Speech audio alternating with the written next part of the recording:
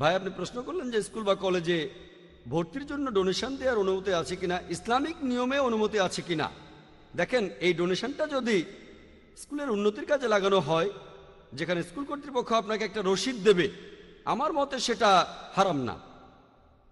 ব্যাপারটা খুব ভালো না, তবে হারামও না। যেমন ধরেন, একজন ধনী লোক, তিনি ডোনেশন দিলেন 20,000, 50,000 বা 1 লাখ টাকা। সেটা দিয়ে স্কুলের নতুন বিল্ডিং বানানো হবে বা নতুন টিচার নিয়োগ দেওয়া হবে, তাতে সমস্যা নেই। তবে এটা যদি ঘুষ হয়, সেটা হারাম। ঘুষ আর ডোনেশনের মধ্যে পার্থক্য আছে। পবিত্র কোরআনে সূরা বাকারার 188 নম্বর আয়াতে উল্লেখ করা হয়েছে, অন্যের সম্পত্তি গ্রাস করার জন্য বিচারকদের হাতে ঘুষ দিও না। যদি এটা ঘুষ হয়ে থাকে, সেটা হারাম। ডোনেশন হলে অনুমতি আছে। এখন মানুষ হয়তো বলবে একই জিনিস, পার্থক্য নেই, ঘুষ আর ডোনেশন একই জিনিস, ডোনেশন দেয়া আর ঘুষ দেওয়া সমান। নবীজি সাল্লাল্লাহু আলাইহি ওয়াসাল্লাম বলেছেন, একজন প্রশ্ন করেছিল উপহার আর ঘুষের মধ্যে আপনি পার্থক্য করবেন কিভাবে।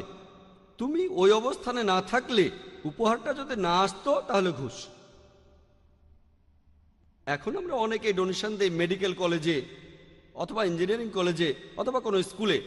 যদি ডোনেশন দেন, আপনি যদি অফিসিয়াল কোনো রসিদ পান আর টাকাটা দিয়ে যদি স্কুলের কোনো উন্নতি হয়, এই উদ্দেশ্যে আসন সংরক্ষিত থাকলে আমার মতে কোনো সমস্যা নেই। কিন্তু ডোনেশনের এই টাকাটা যদি প্রিন্সিপালের পকেটে যায় অথবা ম্যানেজমেন্টের পকেটে, কোনো টিচারের পকেটে, তাহলে হারাম, এটা ঘুষ। আপনি বেশিরভাগ ক্ষেত্রে দেখবেন যে ডোনেশনটা দেবেন সেটা কারো পকেটে চলে যাবে, রসিদ দিতে পারে বা নকল রসিদও দিতে পারে, এটাও ঠিক না। তাহলে যদি ডোনেশন দিতে চান, এই ব্যাপারগুলো দেখতে হবে। আর এই ব্যাপারগুলো দেখে আপনি ডোনেশন দিতে পারেন, টাকাটারও সদ্ব্যবহার হবে। তবে যদি তারা সরাসরি ঘুষ চায়, সেটা হারাম। ঘুষ দিয়ে ভর্তি করানো সম্পূর্ণ হারাম। আশা করি উত্তরটা পেয়েছি।